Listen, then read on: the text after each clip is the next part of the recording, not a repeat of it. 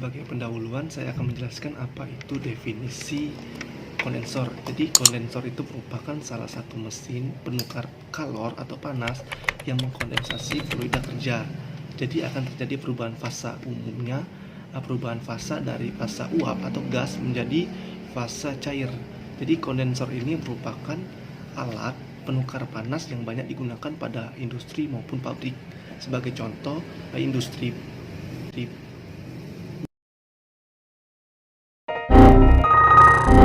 minyak maupun pembangkit listrik. Jadi melalui definisi kondensor kita dapat menghubungkan dengan asas Black. Nice. Asas Black itu berbunyi pada pencampuran dua zat banyaknya kalor yang dilepas zat yang suhunya lebih tinggi akan sama dengan banyaknya kalor yang diterima suhu yang lebih rendah. Jadi maksudnya itu apabila dua zat yang mempunyai suhu yang berbeda ketika dicampurkan, maka zat yang mempunyai suhu yang lebih tinggi akan melepaskan kalor kepada zat yang suhunya yang lebih rendah, sehingga akan terjadi kesamaan suhu antara kedua zat tersebut.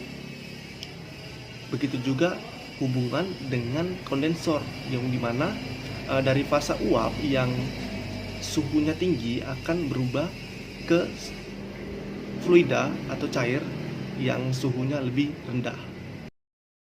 Umumnya jenis kondensor itu ada dua. Yang pertama ada direct contact kondensor yang prinsip kerjanya mengkondensasi uap steam dengan cara mencampurkan uap dan air pendingin di dalam suatu tabung sehingga akan terbentuknya air kondensat. Jenis dari direct contact kondensor ini yang terbagi lagi menjadi dua. Yang pertama ada spray kondensor, yang kedua ada barometric dan jet kondensor. Kemudian jenis umum dari kondensor ini yang kedua adalah surface kondensor. Prinsip kerjanya air pendingin dan uap tidak dicampurkan, melainkan air pendingin berada di dalam pipa atau tub pendingin, sedangkan uap yang terkondensasi berada di dalam cangkang atau sel. Jenis dari surface kondensor ini terbagi menjadi dua. Yang pertama ada horizontal kondensor, yang kedua ada vertical kondensor. Secara garis besar, prinsip kerja kondensor dilakukan dengan cara mengalirkan uap ke dalam suatu tabung, ruangan atau pipa, yang dimana di dalam ruangan, pipa atau tabung tersebut dialirkan air pendingin atau refrigeran. Fungsi dari kondensor yang umumnya yaitu mengubah suatu fasa, di mana fasa gas dirubah menjadi fasa cair atau mengembalikan excess steam ke fasa cairnya agar dapat digunakan kembali. Kemudian kondensor juga berfungsi untuk menciptakan back pressure yang rendah atau vakum pada eksas turbin. Dengan back pressure yang rendah, maka efisiensi siklus dan kerja turbin akan meningkat. Assalamualaikum warahmatullahi wabarakatuh. Nama saya Jibril Tabi Amin Syam, NIM M1B18004, ingin menjelaskan tentang cara kerja dari alat kondensor yang saya buat di AutoCAD. Nah, pertama saya jelaskan dulu apa itu kondensor. Kondensor itu adalah suatu alat yang berfungsi untuk mengubah suatu fasa uap menjadi fasa cairan. Posisi kondensor biasanya horizontal, sedangkan di gambar saya ini vertikal. Nah, anggap saja gambar yang saya buat ini adalah horizontal. Nah, langkah-langkah proses masuknya itu gas masuk dari bawah menuju ke dalam kondensor, lalu air pendingin akan masuk ke dalam kondensor untuk mendinginkan dan mengkondensasi uap yang masuk ke dalam kondensor. Kebutuhan air untuk pendingin di kondensor sangat besar, sehingga dalam perencanaan biasanya sudah diperhitungkan. Air pendingin diambil dari sumber yang cukup sedianya, seperti air danau, sungai atau laut. Posisi kondensor umumnya terletak di bawah turbin, sehingga memudahkan aliran uap keluar turbin untuk masuk ke kondensor karena kondensasi. Laju perpindahan panas tergantung pada aliran pendingin, kebersihan pipa-pipa, dan perbedaan temperatur antara uap dan air pendingin. Proses perubahan uap menjadi air terjadi pada tekanan dan temperatur jenuh. Dalam hal ini, kondensor berada pada kondisi vakum karena temperatur air pendingin sama dengan temperatur udara luar. Maka temperatur air kondensat mendekati temperatur udara luar. Apabila laju perpindahan panas terganggu, maka akan berpengaruh terhadap tekanan dan temperatur. Nah, aliran pendingin itu biasanya ada dua macam, ada single pass atau satu lintasan dan double pass atau dua lintasan. Nah, alat yang kami pakai ini yaitu single pass, di mana hanya ada satu lintasan pada uap untuk masuk dan air pendingin untuk mendinginkan uap tersebut.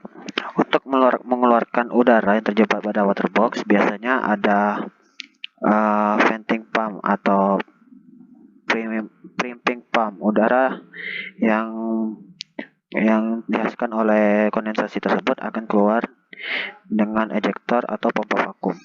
Nah, ketika air panas masuk dari bagian ini, air panas akan masuk ke dalam kondensor. Wait a minute.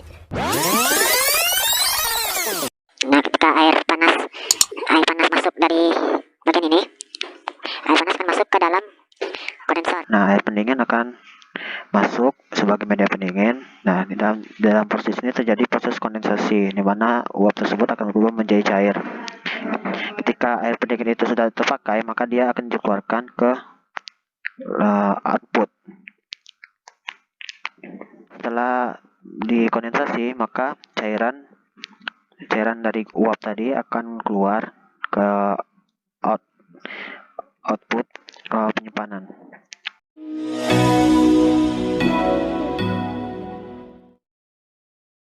Jelaskan materi selanjutnya, yaitu analisa ekonomi. Dari beberapa akun jual beli online didapatkan harga untuk bahan baku yang akan digunakan untuk membuat alat kondensor. Di sini perincian dananya sebagai berikut. Di sini kami menggunakan 8 bahan yang akan digunakan untuk membuat alat tersebut. Yang pertama adalah pipa tembaga atau cuping pipe dengan ukuran 3 meter 1/4 inch dengan harga Rp111.000 dan 7,44 US$. Kemudian kami menggunakan pipa PVC dengan ukuran 1,5 meter 1 inch dengan harga Rp18.000 dan 1,21 US$. Kemudian kami menggunakan pipa stainless dengan ukuran 1,5 meter 1 inch dengan harga Rp36.000 2,41 US$.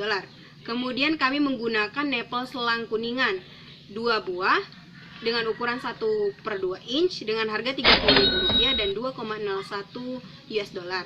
Kemudian kami menggunakan selang. Di sini kami menggunakan selang 2 meter 1/2 inch dengan harga Rp16.000 dan 1,07 US$. Kemudian kami menggunakan pompa kecil. Nah, pompa kecil yang kami gunakan di sini adalah 1 buah dengan harga Rp80.500 dengan harga $5,3935 US$. Nah, kami juga menggunakan air dingin. Di sini air dingin yang kami gunakan adalah es batu dengan harga Rp1.000.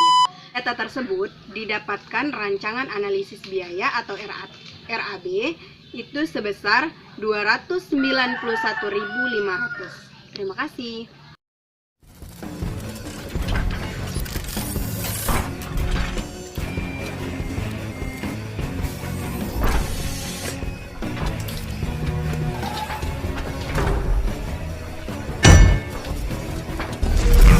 Preferences from home interface. Baiklah, di sini saya akan menjelaskan materi selanjutnya, yaitu variabel yang dapat dimanipulasi. Pada alat kondensor ini dapat dilakukan variabel perbedaan temperatur masuk dan keluar dari alat kondensor. Pada pengaplikasiannya, kami melakukan 2 permisalan.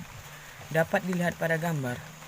Pada permisalan pertama, laju perpindahan panas pada kondensor tipe U tube dapat dihitung dengan persamaan Q sama dengan U dikali A dikali LMTD.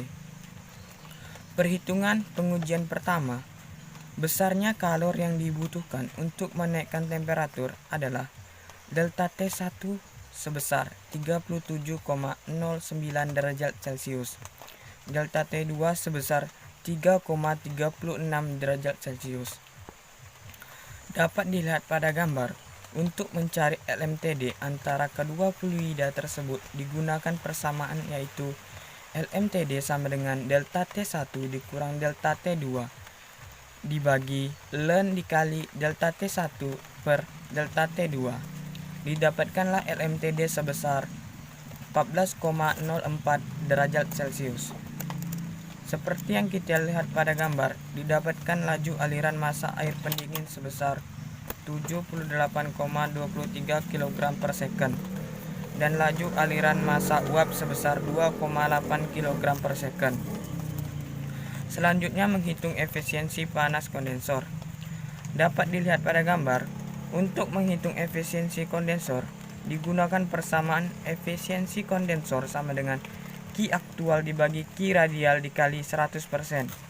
Didapatkan efisiensi kondensor sebesar 7,50 derajat Celcius. Pada permisalan kedua, beda temperatur pada saluran masuk dan keluar adalah delta T1 sebesar 49,62 derajat Celcius, delta T2 sebesar 4,12 derajat Celcius. Dapat dilihat pada gambar, untuk mencari LMTD antara kedua fluida tersebut digunakan persamaan LMTD sama dengan delta T1 dikurang delta T2 dibagi ln dikali delta T1 per delta T2. Didapatlah LMTD sebesar 18,28 derajat Celcius. Setelah diketahui LMTD, dilanjutkan mencari Q dengan persamaan Q sama dengan U dikali A dikali LMTD, sehingga didapatkan Q sebesar 10,08 kW. Perhitungan selanjutnya dapat dilihat pada gambar. Pada permisalan kedua ini didapatkan laju aliran massa air pendingin sebesar 264,2 kg per second dan laju aliran massa uap sebesar 4,18 kg per second. Terakhir menghitung efisiensi kondensor.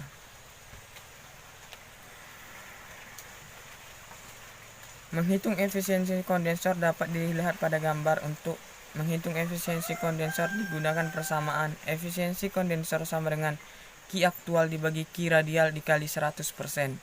Didapatlah efisiensi kondensor sebesar 11,29%. Saya Cici Anggraini, M1B118001. Saya Gibraltar BMN Syam, NIM M1B1181004. Saya Michael Christian, M1B1181033. Saya Ridho Arazak, M1B1181036.